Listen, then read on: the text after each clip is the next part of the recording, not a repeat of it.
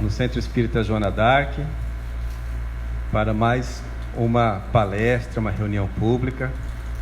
E antes de começarmos a nossa reunião, que será realizada em 2 momentos, o primeiro com a palestra da nossa amiga e irmã Salustra, falando sobre precisamos falar de luto, e no segundo momento paz. Mas antes temos alguns recados interessantes que precisamos dar. O primeiro é que no próximo domingo continuamos com o estudo de verão. Durante mais 2 domingos estamos estudando a mediunidade, que foi um tema escolhido pelos trabalhadores e frequentadores da casa numa enquete.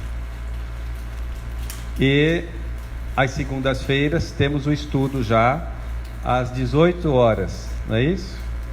Às segundas-feiras temos o estudo às 18 horas até 19h15. E acabando o estudo de verão, o primeiro domingo após o carnaval, retornaremos com o nosso grupo de estudo às 16 horas do domingo, estudando... O que nós vamos estudando isso? Introdução ao estudo reflexivo da doutrina espírita, estudamos as obras básicas da doutrina espírita. Lembramos também que hoje voltamos com as crianças e os jovens de idade, porque todos nós somos jovens, não é isso? Mas os jovens de idade aqui, nós temos 3 grupos: o grupo União, o grupo Fraternidade e o grupo Confiança. O grupo União é a turma da União, de 3 anos a 5 anos de idade, das 18 horas às 19 horas. A turma da Fraternidade, de 6 anos a 9 anos de idade, todo domingo, das 18 horas às 19 horas. E a turma da Confiança, de 10 anos a 16 anos, todo domingo, das 16 horas às 17 horas e 30 minutos. Então, todos nós que sabemos da importância de conhecermos a doutrina espírita e do bem que ela faz em nossas vidas, temos um dever moral de esforço para o bem dos nossos jovens, de trazê-los, convidando, mas propondo também o alimento espiritual. Tudo bem? Vamos ler uma mensagem do livro Vida Feliz, do Espírito Joana de Ângeles, pelo médium Divaldo Franco.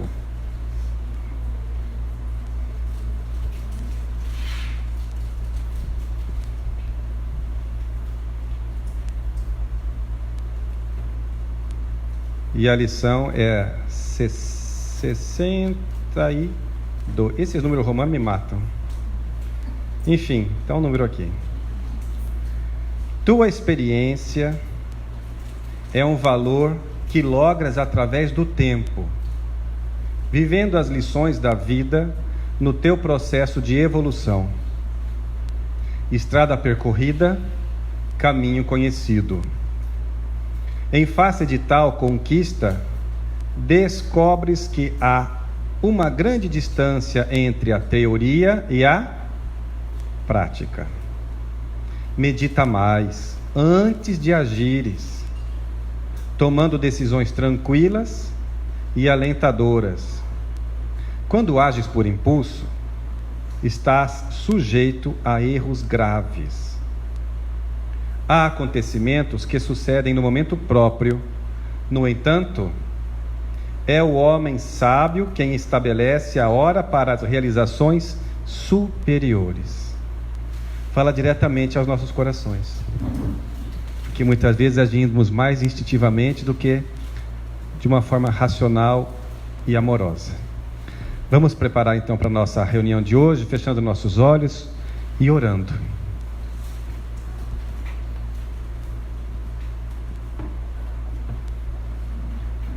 Senhor Jesus, benfeitor amigo de cada um de nós, o bom pastor que conhece bem todas as suas ovelhas e que nos disse que nenhuma de suas ovelhas se perderia, receba, Jesus, a nossa oração de gratidão, de alegria, de louvor, por estarmos reunidos em Seu nome mais uma vez. Como é bom para nós, Jesus, saber que estamos sempre abarcados pelo Teu amor, que jamais estamos abandonados, nem de nós mesmos, nem da ajuda que nunca nos falta. Como é bom, Jesus, entrarmos em contato com as lições reveladoras da doutrina espírita. Mas como é bom também, Senhor, sabermos que podemos continuar vivendo, mesmo quando a vida física cessa. Como é bom, Senhor, saber que podemos continuar nos comunicando com as almas queridas que antes de nós regressaram ao mundo espiritual. Como é bom, Senhor, sentirmos a presença amiga dessas pessoas significativas em nossas vidas, que mesmo distantes de nós, estão conosco em nossas orações, em nossos pensamentos, em nossos corações. Por tudo isso, Jesus, somos muito gratos e pedimos que abençoe a cada um de nós, tão necessitados que somos da luz do Seu Evangelho, abençoando as nossas famílias, os nossos lares, iluminando nossa irmã Salustra, que fará a exposição espírita desta noite. E nos ajude, Senhor, a estarmos aqui de corpo e alma, entregues, abertos às boas influências, às boas lições. Conta conosco, Jesus, com o nosso esforço, e nós estamos sempre contigo. Que assim seja. Salustra.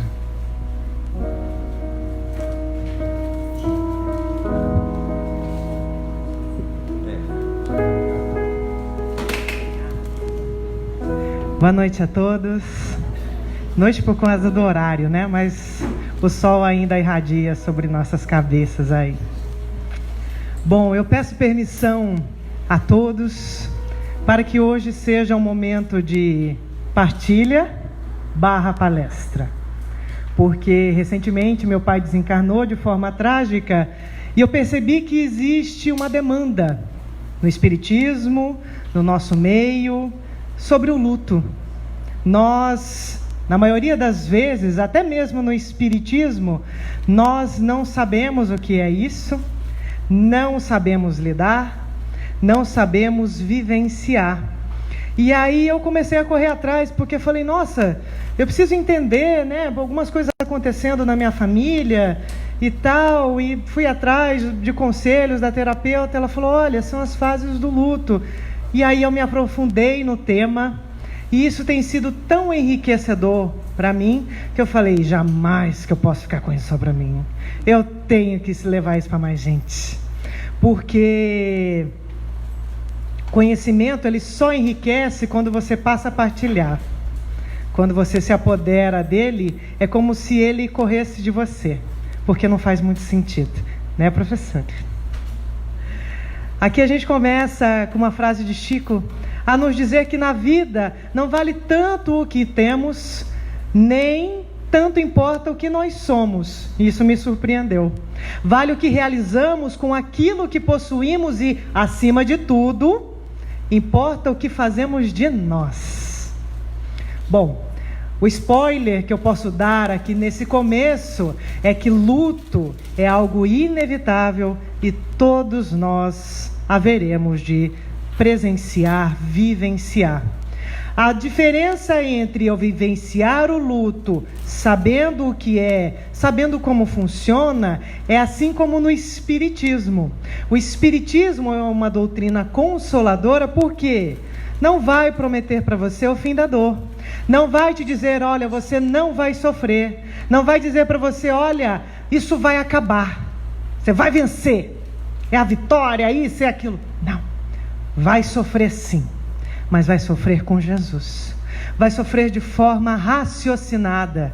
Vai entender o que se passa contigo de maneira a, tendo conhecimento, a não se rebelar. Por isso é consolador. não vai tirar a nossa dor, não vai arrancar o nosso sofrimento, mas vai nos ensinar a experienciar essa fase da nossa vida, porque é fase, vai passar. Outro spoiler. E aí a gente prossegue. Exemplos de causas de luto.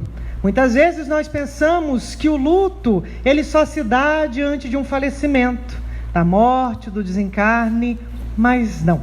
Toda vez que nós passamos por um sentimento profundo de perda, de rompimento, é luto. Quando alguém falece, desencarna, a perda do membro de um corpo.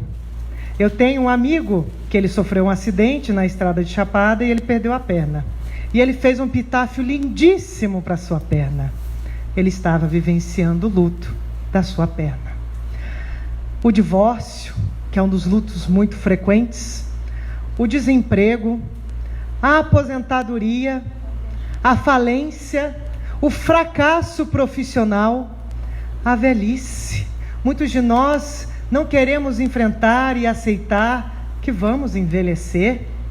Alguns de nós seremos abençoados com isso, outros de nós não.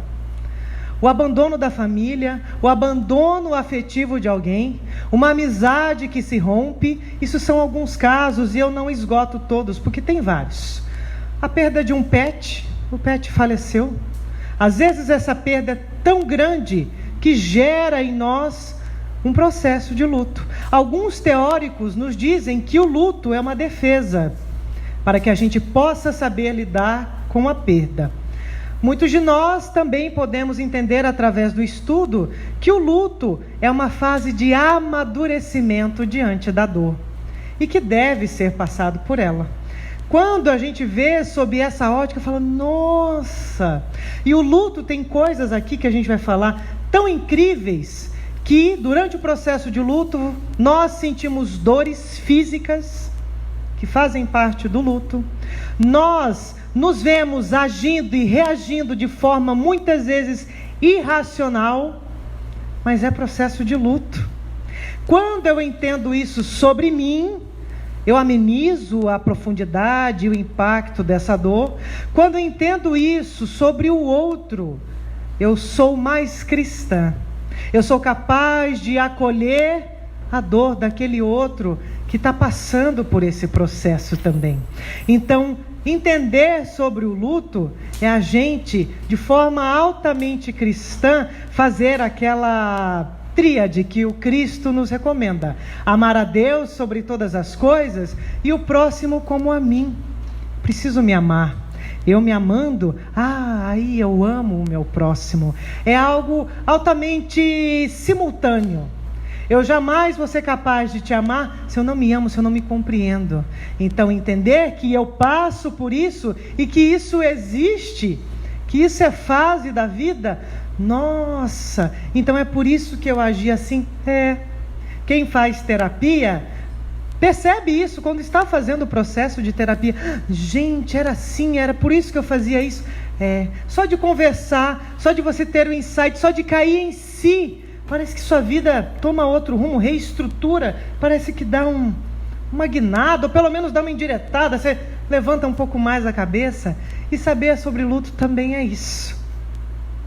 Nós temos que considerar que o que é o luto? É um evento causador de dor profunda, de perda, sentimento de perda, de jamais que eu vou me reaproximar daquilo, daquele que se foi. Nós temos que considerar aqueles que se foram, nós temos que considerar aqueles que ficam, nós temos que considerar o processo do luto e as mudanças que são inevitáveis. O luto chega na nossa vida para mudar tudo. Aliás, o fato chega para mudar tudo na nossa vida. Mas quando nós nos permitimos vivenciar o luto, aí sim a gente, de forma consciente, raciocinada, a gente enfrenta de uma forma mais madura. Não é nem sábia, porque sapiência é com maturidade, vivência, experiência e tudo mais, mas com um pouco mais de maturidade. E aí nós vivemos hoje uma instância da nossa realidade em que a gente é obrigado a ser feliz. É obrigado a estar bem, ser bonito, inteligente, bem-sucedido, motivado o tempo todo. Uma coisa incrível, maravilhosa. Outro dia eu vi um meme lá em que alguém chega e fala assim: eu não quero ser motivado hoje. Às vezes as pessoas nos obrigam a ser motivados. Eu não quero ser motivada, não quero ficar feliz hoje, não quero tomar um café maravilhoso, ficar feliz, enfrentar a vida, que só lindo. Não. Quando você está passando pelo luto, poxa, tem dia que é triste mesmo. Eu vou chorar, eu vou me lamentar, eu vou sentir saudade. E aí, no velório do meu pai, aconteceram umas coisas surreais, né? Eu tô lá, porque o velório, né, quase 12 horas de velório, quase 24 horas você velando a pessoa, e aí a gente entrando, a gente saindo, aquela coisa louca. E aí, às vezes eu tava bem, tava serena, não tava chorando. Aí chegava alguém e me abraçava: chora, minha filha, chora, você tem que chorar. Aí eu vou chorar. A pessoa afastava, via se eu estava chorando: mas você tem que chorar, você está muito forte. Eu falei: mas eu vou chorar, em algum momento eu vou chorar. Mas chora. Aí a pessoa vinha e cuidava se eu não estava chorando, porque ela queria me ver chorando. Passava, vinha outro cidadão, eu estava chorando. Tem de tudo, você não está sabendo de nada.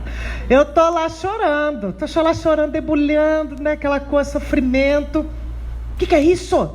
Você tem que ficar forte. Olha ali sua mãe está forte, sua mãe não está chorando, você tem que ser forte. Eu falei: você engole choro, né? Que nem quando a mãe, você é pequena, engole choro.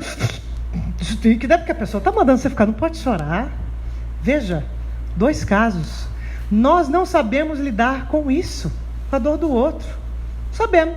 Se a pessoa está chorando, sossega, engole choro.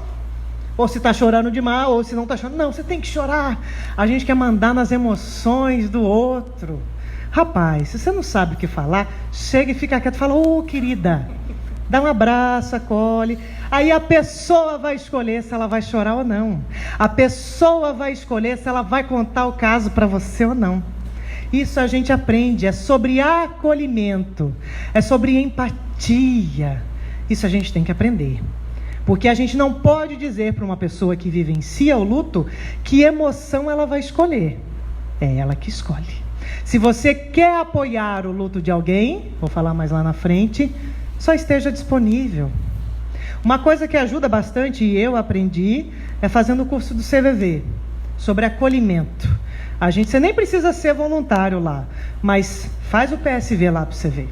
A gente aprende a acolher e a receber as pessoas do jeito que elas são e do jeito que elas estão. Acolher e estar disponível. A emoção que vier, veio. E você acolhe. Você recebe a emoção da pessoa. Então isso a gente também está aprendendo. A se comportar diante do luto do outro. A pessoa acabou de ser demitida, né? Não, você já caçou emprego, você quer arrumar esse vagabundo e tal, aquela coisa louca. Quer definir a vida da pessoa. A pessoa acabou de divorciar. Não, vamos pra balada, vamos fazer não sei o que. Calma, deixa a pessoa escolher. Uma coisa que a gente aprende sobre luto é que o luto é da pessoa. Por mais que estejam todos vivenciando o luto de cada um é singular. Eu vivencio o meu luto, você vivencia o seu.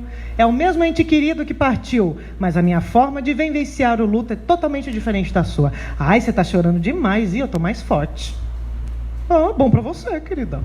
Eu não, eu quero chorar. Nós não temos a necessidade de controlar o ânimo do outro. Não existe uma tabela. E aí por que? Eu falei: nossa, por que a gente tem que falar isso no Espiritismo? Porque tem-se uma falsa ideia de que porque a gente sabe da imortalidade da alma, a gente é intocável, né? Meu pai está lá no plano espiritual, maravilhoso, está fazendo palestra, dando gargalhada. Negativo. Vai passar por um umbralzinho, não sei o que vai acontecer com ele lá, né? Ele tem, né, os pecadinhos dele, não sei, vida dele. Mas nós temos que respeitar o outro. Pois também aconteceu no velório, tô lá chorando. Vem cá, chamaram pro quarto lá. Seu pai já mandou mensagem. Não fazia 10 horas que ele tinha desencarnado. Jesus crucificou na sexta, apareceu no domingo, gente. Quem que é meu pai na fila do pão para dar mensagem 10 horas depois? Mas tem. Seu pai falou para você parar de chorar. Outro mandando parar de chorar. Você quer para você ficar bem? Você quer? Falei, negativo, isso aí não é meu pai, não. Falei, não, se tem uma coisa que ele falou que ele ia fazer quando desencarnasse, era ir para a luz. Ele está caçando a luz dele lá. Você não me vem com conversa. Espírita. Espíritas. Não é porque nós sabemos que a alma é imortal, que a vida é uma só e o que se sucedem são as existências, que eu vou chegar para uma pessoa e falar que ela não tem que chorar, que ela não tem que sofrer. Ora, Chico Xavier falou que a morte é uma separação, é uma saudade que fere nos dois lados. Ele deve estar triste lá também, como nós estamos aqui. Haveremos de nos reencontrar? Sim. Mas nessa experiência aqui, convívio todo dia, festa, janta, almoço, passeio, não mais. Então tem que vivenciar o luto, sim. Não tem que ficar rindo, achando que está tudo maravilhoso. Na mesa mediúnica a gente se fala. Não é assim. E não é caridoso a gente agir. A gente que é espírita, e alguns de nós espiritualistas, a violentar a dor do outro assim. Nós não temos esse direito com a gente e com o outro. Nós não precisamos fazer isso. Então, uma coisa que eu aprendi com o luto, inclusive com a minha irmã, que é católica e tudo demais, é de você vivenciar. Chora.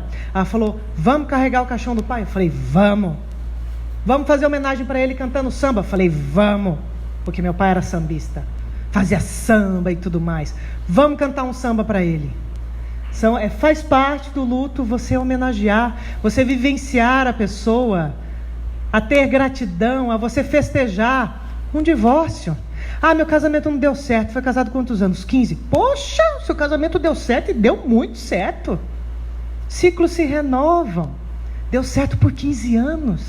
Deu certo por 5. Deu certo por 8 anos. Deu certo sim. Ainda mais quando divorcia, fica tudo bem depois. Tem aquela fase tensa, né? Depois fica bem. Deu certo sim. E aí o que fica? Fica o que agregou, ficam as conquistas, os filhos, da relação de emprego quando desempregou, a experiência, o que aprender, como ser chefe, como não ser chefe, como ser empregado, como não ser empregado, como bater uma meta, o que não fazer, como se portar.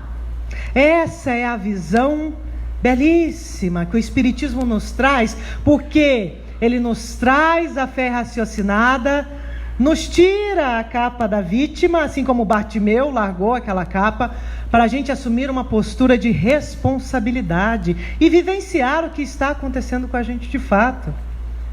E aí a gente traz as 5 fases aludidas por Elisabeth Kübler-Ross. Ela é uma psiquiatra suíça e ela identificou essas fases que não são nem sempre em ordem, mas elas acontecem durante o luto. Tem um vídeo da girafinha, eu queria até trazer, mas na tradução tem muito palavrão, e aí eu resolvi não trazer, eu trouxe só a imagem. Mas eu recomendo colocar lá, vídeo da girafinha, fases do luto. A primeira fase é lá, a girafinha entrou numa areia movediça. A primeira fase que ela traz acerca do luto é a negação. Não, imagina, ele não me largou. Não, isso aqui é só um tempo, não vai, não. Ele já assinou o papel do divórcio. Não, a gente vai voltar. Aqui, me mandou embora? Não, a hora que ele perceber a funcionária que ele perdeu, não, ele vai me chamar de volta, né? É o membro fantasma, que você fica sentindo ele quando você perde. É a negação. A hora que a girafinha está nessa areia movediça, ela fala assim, meu Deus do céu, mais uma coisa para eu superar na vida, né? Vou sair disso aqui rapidinho. Que areia movediça? Jamais. Isso aqui é só um buraquinho que eu entrei, já eu saio. Eu estou ótima. E ela está lá, na areia movediça. Então, a primeira fase é você negar. Como é palestra partilha, eu achava que meu pai ia voltar a qualquer hora. Eu sou espírita, tá? Falei, não, meu pai vai chegar de carro, vai vir. Falei, Beli, aquela coisa toda. É surreal, você tem a sensação de que a pessoa não foi embora.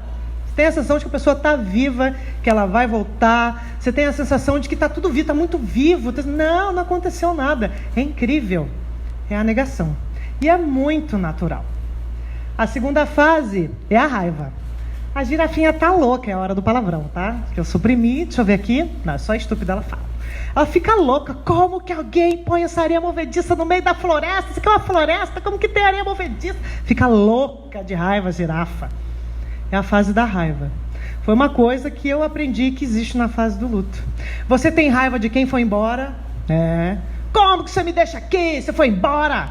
Responsabiliza a pessoa pela morte dela. Nossa, olha aqui, que você me deixou? Foi embora, você aqui fica bravo, né? Tem raiva de si, fica raivoso, raiva geral. Fica com raiva do chefe que mandou embora, fica com ódio da pessoa que separou de você, fica também, eu não precisava dessa perna, essa porcaria dessa perna que foi embora também, inútil. Raiva. Existe a raiva que pode ser ilógica, pode ser irracional. As pessoas geralmente não compreendem a raiva, te julgam, falam, nossa, mas que postura é essa? Menina tá com raiva do pai dela que foi embora. Ai, que feio, né? A gente é ótimo em julgar, né, gente? Quer ver você julgar exercício bom? Vai caminhar no parque domingo, tá cheio. Gente, é só julgamento, né? É a roupa da pessoa, é o que eu trouxe no piquenique, olha aquele farofeiro ali, nossa, essa música horrorosa. E é você caminhando e julgando total. Ali, 3 quilômetros de julgamento. Por isso que o babado não é nem orai. O negócio é o vigiai. Porque enquanto você está no orai, você está ali, Senhor, não sei quem, Pai Nosso, Ave Maria, papapá. Acabou a oração, assim seja, começou. Aí é o vigiai. Rapaz, o vigiai é que é o pesado. Emmanuel fala isso, mas não dessa forma chula, tá? Aí a raiva vai para a barganha. E aí, como eu sou mestra, nem fazer slide, lá, cortei lá com o negócio. Aí a barganha é uma fase em que você quer negociar. O que é inegociável, né? Quando a pessoa vai embora, tem que fazer. Mas a girafinha está falando assim, ô papai do céu, você está aí? Cara, é o seguinte, eu prometo que eu nunca mais vou mijar nas crianças, nas bichinhos pequenos aqui na floresta. Eu prometo que se você me tirar dessa areia movediça aqui, ó, eu vou ser legal, vou dividir as árvores com os amiguinhos, vou ser super bacana, papai do céu. Temos um trato? Você vai me tirar daqui? Né? Ou tipo assim, ô senhor, por que não me levou no lugar de fulano, né? Ou então você corre atrás da pessoa, olha, é o seguinte, a gente estava errado, vamos voltar, a gente já divorciou, já assinou papel, já tirou aliança, está namorando outra pessoa, mas vamos voltar, quer barganhar, quer voltar lá no emprego, pedir de volta, né? Falei, não, mas a gente quer tentar negociar o que não tem jeito, é a barganha, né? A girafinha aqui está até no talo já, né? Mas quer barganhar com Deus para sair da areia movediça. Vai sair? Não vai. Mas é natural, acontece. Já vi algumas pessoas, falou, deveria ter levado eu, né? Era eu que era para ter ido e tal. Por que você não leva eu, né? Alguns se jogam no caixão e tal, coisa louca. Mas acontece, é a barganha. E aí tem a fase da depressão. Tá se descabelando lá, chorando loucamente, porque já tá, né, até o pescoço, literalmente, na areia movediça.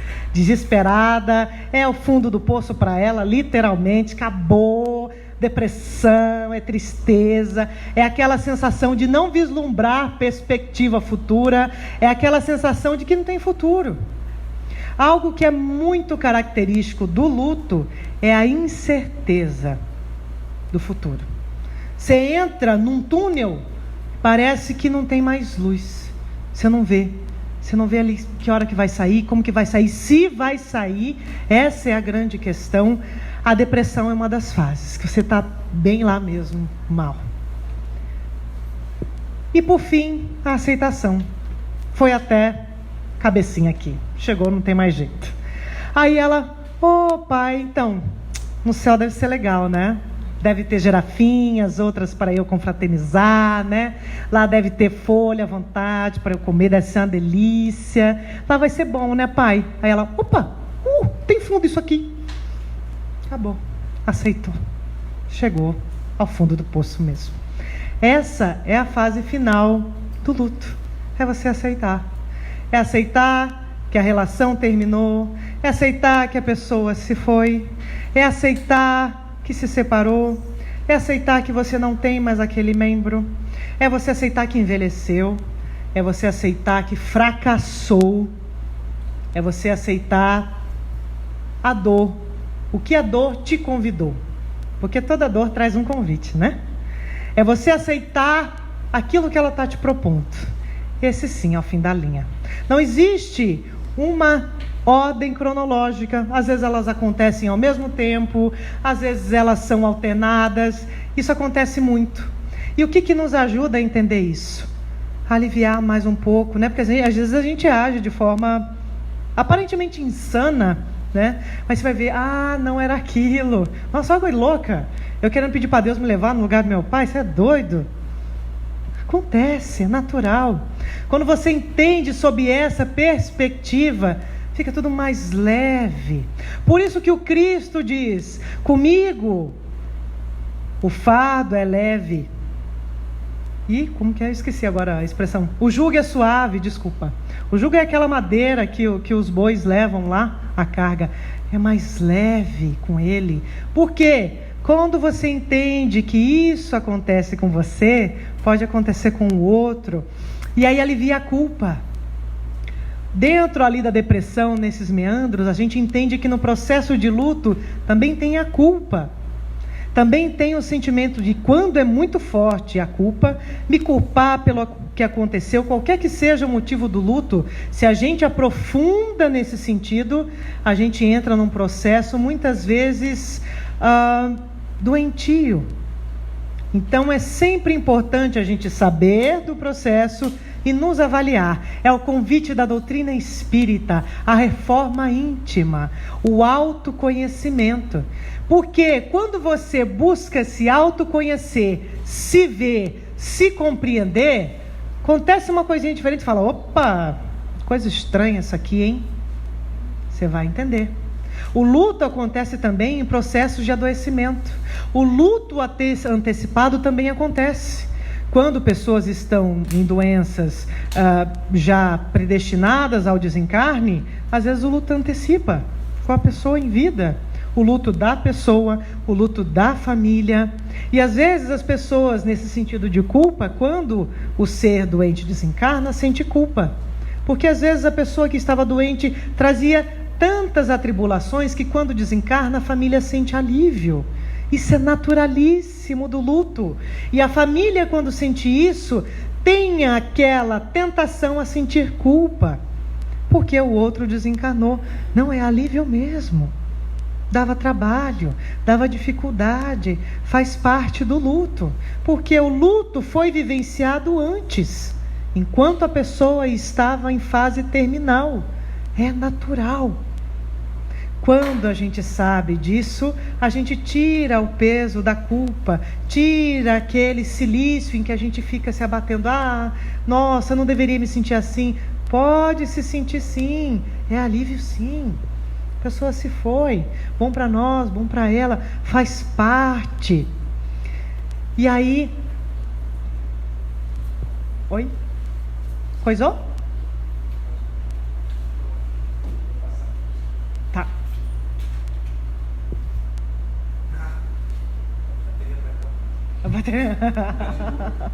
Ai, tá de luto, tá vendo? Já, que lindo, tá tudo harmonizando. Adoro.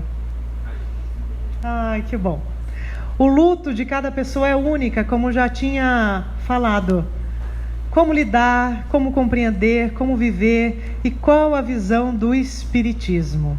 Não é porque, repetindo, que nós sabemos da imortalidade que seremos insensíveis. O Rossandro conta um caso de alguém que perdeu o filho pelo suicídio. Aí chegou para um cidadão espírita e foi perguntar. Aí perguntou como é que ele morreu, como que ele se matou. Foi com tiro. Então ele vai ficar sentindo estouro um tempão. E vai vir na próxima encarnação com a cabeça ruim, ou surdo, alguma coisa assim. Misericórdia.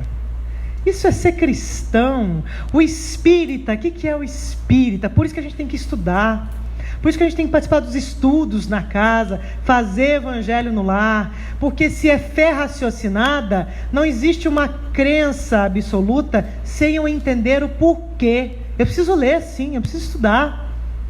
Quando você aprende, você vai ler lá o céu e o inferno, os casos, diversos tipos de desencarnes, espíritos sofredores, espíritos felizes, espíritos suicidas, você vai ler, você vai ter uma ideia. Mas a misericórdia divina é tão grande que cada caso é um caso. Muitas vezes a pessoa suicidou-se, mas vai lá saber o que essa pessoa fez. durante toda a sua trajetória. Não existe tabela. Matou, morreu de tiro, morte matada, é assim que ele vai estar lá. Ninguém é autorizado a falar isso. E muitas vezes, se você é vidente, você está vendo, é médium, dá uma segurada, né? Porque muitos de nós que somos médios achamos que temos o dom de falar coisas, verdades absolutas. Caridade. Caridade é o lema do Espiritismo, é sermos cristãos. O espírita é todo aquele que busca transformar-se e avançar além das suas pequenezas, não é? Você vai magoar o outro, dizendo que só porque ele suicidou a pessoa inferior, vai ficar sofrendo. Misericórdia. Não é não, assim não.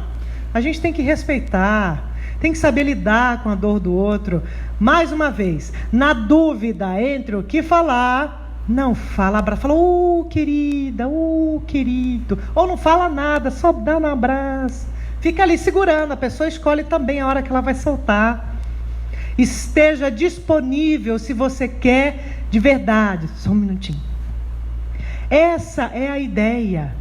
Nós espíritas temos que ter postura, a gente tem que ter essa ética, a ética de Kant. Sabe qual é?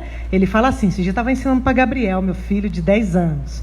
Mami, o que eu faço, né? Porque às vezes, eu sou divorciada, já passei pelo luto do divórcio, tá aí lá. O que eu faço? Às vezes você fala uma coisa, o papo fala outra. Eu falei, filho, vou te ensinar uma coisa chamada ética, que Kant ensinou. Ele fala assim, quando a mamãe e o papai desentender, né, alguma coisa assim, você fala assim, se eu fizer essa coisa e todo mundo fizer, é legal? Né? Aí fica tranquilo, aí você escolhe, meu filho, entendeu? Tipo, jogar papel de balinha no chão. A mamãe fala, filho, pode jogar papel de balinha no chão. O papai fala, não faz, filho, não joga. Aí você fica assim, mamãe falou uma coisa, papai falou outra. O que eu faço? Lembra de Kant. Se eu e todo mundo jogar papel de balinha no chão, vai ser bom? Não. Então, entendeu, filho? Usa essa regra, beleza? Então tá. É a ética. Se eu chegar para todo mundo que vier pedir uma opinião sobre alguém que morreu e eu dar na cara da pessoa, imagina se todo mundo fizesse isso. Vai ser bom? Ou, mais simplista, e se alguém fizer isso comigo, vai ser gostoso? Não vai, né? Então, é muito simples, na verdade. Aí a gente vai lá para dentro do evento que causa dor. A circunstância do luto determina como vai ser o luto. Se é uma tragédia, se é algo repentino, se é algo que já estava em processo e eclodiu. Isso depende muito. Nós temos essas fases do choque, de você se deparar com aquilo e ficar realmente estarrecido. A negação, como já falamos das fases, a tristeza, geralmente essa tristeza são uns 3 meses, o que é naturalíssimo. O desamparo, realmente sentir que está sozinho, está largado, está abandonado. A raiva e a culpa. E aí uma coisa que fica para nós, esse é o adendo do Espiritismo no luto, a prece. A prece, como diz uma mensagem de Emmanuel, ela não vai trazer o ente querido de volta. A prece não vai te curar de repente. A prece não vai te trazer aquele emprego de repente. Mas a prece te conecta com o alto, de maneira que você se colocando à disposição e pedindo aquilo que lhe é necessário, será atendido.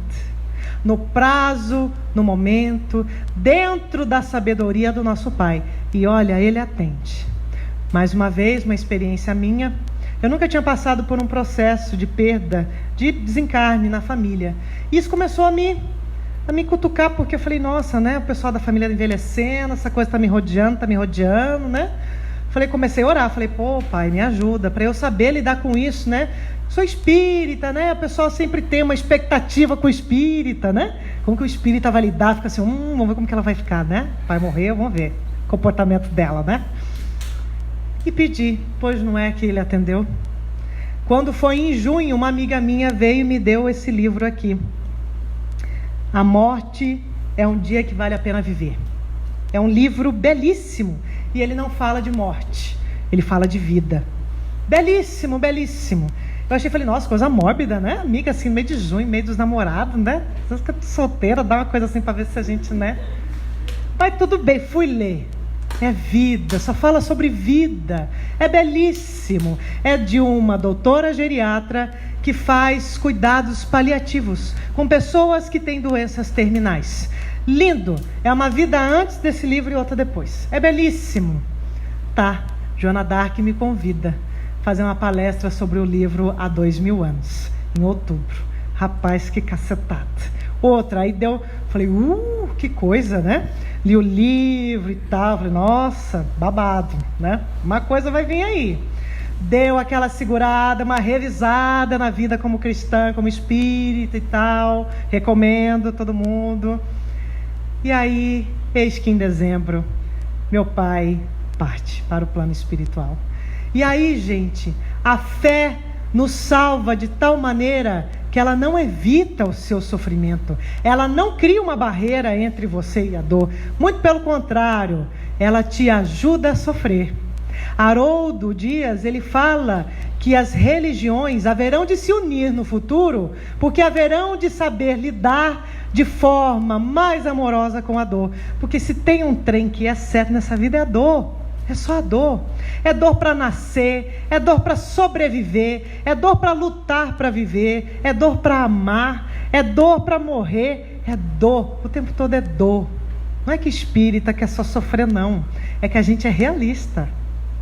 E pela maneira da gente ser realista, a gente fala, opa, já que tem isso aqui para hoje, como que eu vou lidar com isso aqui que eu tenho para hoje? Né? É dessa maneira. A prece sempre. Então lá atrás eu já pedi e fui atendido, para dizer que nós somos atendidos sim. Autocontrole, né? É importante sempre, em todos os casos, né? Aqui a mensagem inicial que Nestor leu aqui, né? Autocontrole, chá de Simancol, né? Tem que ter. O que a prece nos ajuda quando a gente tem hábito da religiosidade? É quando acontece o fator que gera luto, que gera algo que vai nos abalar ou perda, opa, você consegue dar uma segurada boa. Consegue. Porque quando você não tem onde se sustentar, você se entrega e você passa a fazer parte da tragédia.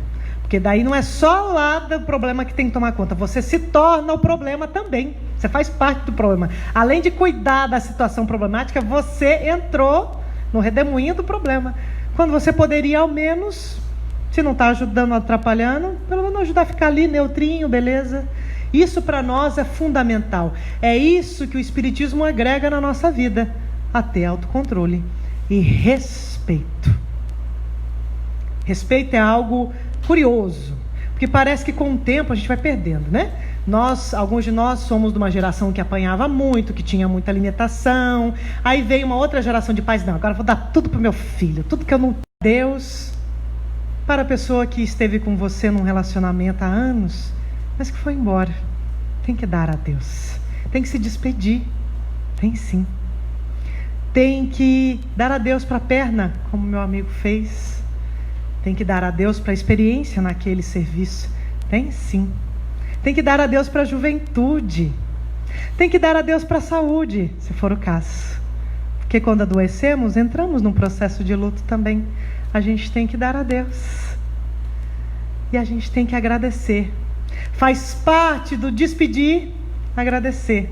Porque quando você dá o tchau, né? Bye bye, so long, você se despede, de certa forma, nossa, ficou alguma coisa aqui. Seja grato.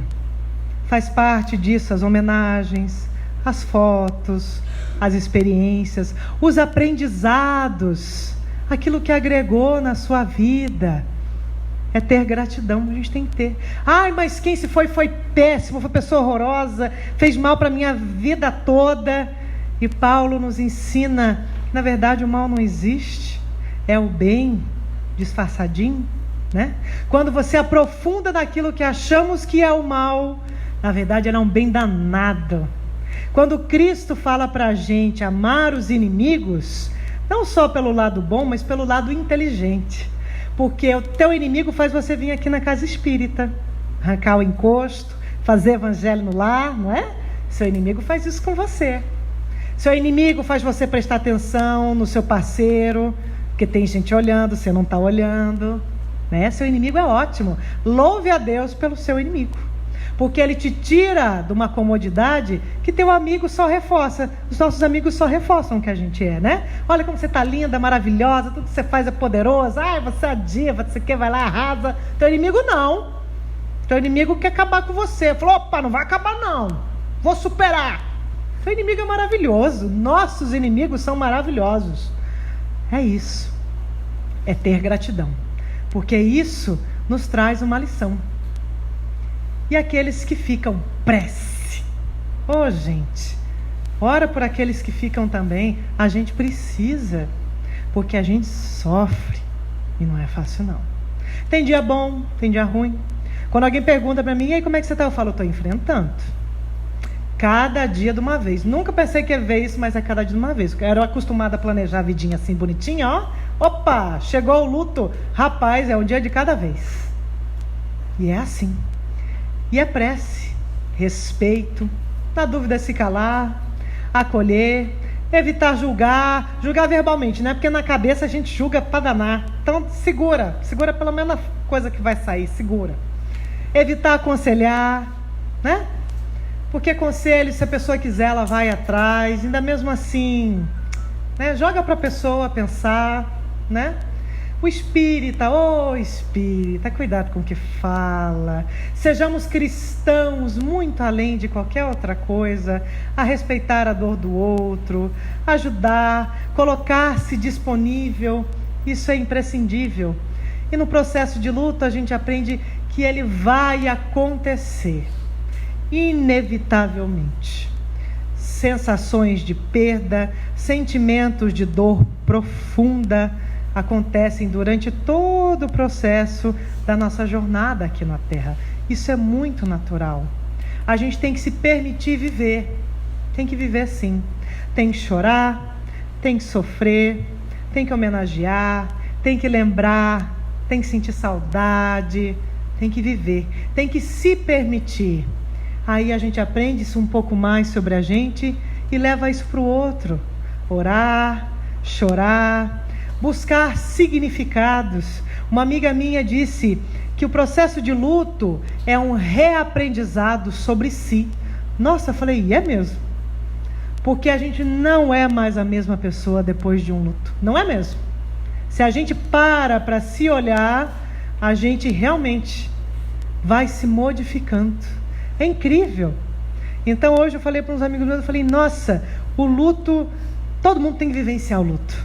Porque é uma coisa enriquecedora. A gente tem que passar por isso. Ressignificar memórias, lembrar de coisas. E aí o que brota é memória, né? Lembrar as coisas do passado e ressignificar. Ressignificar no sentido de trazer algo que agregue. Nossa, olha aquela experiência. Olha, me trouxe isso. Perdoar. Faz parte do ressignificar, muitas vezes perdoar. Perdoar-se. Quando a gente não se perdoa, a gente não é capaz de perdoar o outro. É também um aprendizado. E saber que tem fim. O luto vai acabar. Depois que o luto finaliza, geralmente os estudos indicam que é 1 ano. Geralmente o luto, essas fases que ficam ali se revezando entre elas, é 1 ano. Depois, a saudade continua. Mas aí a gente já solidificou, já reaprendeu um novo eu. A gente já se firmou. Isso quando a gente vive o luto. Quando a gente quer ser feliz, quer ficar bem, quer estar ótimo, você quer, o luto vai nos achar. Se a gente não encara ele, ele vai nos perseguir até nos achar. E às vezes é no momento em que a gente não está muito certo, né? Vem naquele momento meio turbilhão, mas a gente vive. Rossandro conta uma história de uma mulher que pariu uma criança de 6 meses, a criança faleceu, viveu algumas horas e faleceu. No outro dia ela foi trabalhar. Estava bem, se sentiu bem, foi trabalhar. 20 anos depois, ela caiu em si. Tinha tido até outro filho. E aí, na terapia, ela falou, nossa, eu estou vivenciando o luto da minha filha. 20 anos depois. Nós temos de vivenciar o luto. Se a gente não encara ele, ele vai ficar ali do nosso ladinho, até a gente dar uma brecha, aí ele entra, porque a gente tem que vivê-lo, tem que experienciá-lo. Esse é um presente que a vida nos traz, não a morte, a vida, porque faz parte do luto, nós vivemos-lo. Isso é necessário, isso é natural e isso é essencial. Por isso a gente não corre dele não, tem que viver ele, tem que encarar. Uma coisa que eu percebi de experiência própria é que o luto é uma ponte entre o evento doloroso e uma nova vida. Isso é inevitável, isso vai acontecer para todos nós. Ficamos aqui com a mensagem de João, antes de um poema que eu vou ler. Eu vim para que tenham vida e a tenham com abundância. É a mensagem do Cristo. Nós somos vida. O luto é só um estágio. É uma forma da gente lidar com a perda e o sofrimento. Então, por isso que a gente tem que viver. Por mais que aqueles que nos amam e que nós amamos distanciaram de nós, isso em se tratando de desencarne, haveremos de nos reencontrar. Mas essa saudade, esse gap, essa lacuna entre estar junto e estar separadinho, distante, é altamente rico para nós aprendermos sobre nós e aprendermos sobre aquilo que nós vivemos com aqueles que nos deram o prazer e a honra de estar conosco. E aí achei muito pertinente essa mensagem que a doutora Ana Cláudia Quintana traz no livro dela, um poema de Rabindranath Tagore, chama Empatia ou Compaixão. Não me deixe rezar por proteção contra os perigos, mas pelo destemor em enfrentá-los. Não me deixe implorar pelo alívio da dor, mas pela coragem de vencê-la. Não me deixe procurar aliados na batalha da vida, mas a minha própria força. Não me deixe suplicar com temor aflito para ser salvo, mas esperar paciência para merecer a liberdade. Não me permita ser covarde, sentindo sua clemência apenas no meu êxito, mas me deixe sentir a força da sua mão quando eu cair. Que possamos então elevar os nossos pensamentos em gratidão ao nosso Pai, que é todo amor e misericórdia. Senhor, nós sabemos que o Senhor nos sonda os pensamentos, as angústias e as dores da alma, e clamamos ao Senhor, ó Pai querido, que balsamize as nossas feridas e chagas da alma. Acalente-nos quando nos sentimos desamparados e com as lágrimas caindo sobre nossos olhos. Jesus, nosso Mestre, Consolador e amantíssimo, dê-nos a mão diante de tantos sofrimentos que encaramos nessa jornada. Esteja conosco, acarinhe nossos cabelos, coloque nossas cabeças em seu ombro, Mestre querido, e dê-nos a força necessária para seguirmos adiante, mesmo de joelhos desconjuntados, mas seguindo em frente. Senhor, nós te pedimos, por nós que estamos aqui, seguindo a nossa jornada de aprendizado, de resgate, de provação, de lição, de missão. Pedimos por aqueles que já se foram, que estejam na sua paz e que sejam acolhidos na sua misericórdia de infinita bondade e beleza. Esteja, Senhor, com os nossos inimigos, encarnados e desencarnados, abençoe-os. E se nós, Senhor, somos hoje, ou se fomos em algum momento inimigos de alguém, dê-nos, Senhor, a oportunidade de repararmos os males que fizemos, de ressignificar as nossas falhas, de reaprender, Senhor, um caminho de luz contigo. Ajude-nos a termos, Senhor, indulgência com as falhas alheias, assim como temos com as nossas. Abençoe os nossos dias, os nossos lares, os nossos anjos de guarda, Senhor. Esteja com todos nós, que como crianças aprendemos a caminhar dia a dia.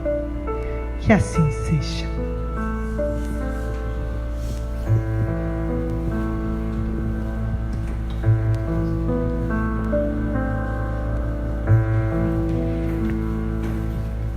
Ainda nessa vibração harmoniosa que esta palestra nos proporciona, uma palestra testemunha, ela traz o que ela está sentindo, o que ela está passando. E é incrível como que é a cara do pai dela, o jeito é o mesmo, né? Então, a gente vai percebendo que nós temos muitos dos nossos pais que já desencarnaram no nosso jeito, né? Mais do que a gente imaginava. É demais, né? E é bom. Nós temos agora o passe. Mas antes do passe, queremos lembrar que amanhã, segunda-feira, a casa tem palestra às 19 horas. Todas as segundas-feiras. Agora vamos passar para o passe, mas pedimos que todos fiquem onde estão, porque primeiro as crianças que estão na evangelização serão atendidas e depois cada um de nós organizadamente. E no mais, eu desejar uma ótima noite a todos, que se pudermos estar aqui na próxima semana, será uma boa proposta de vida para nós. Muita paz.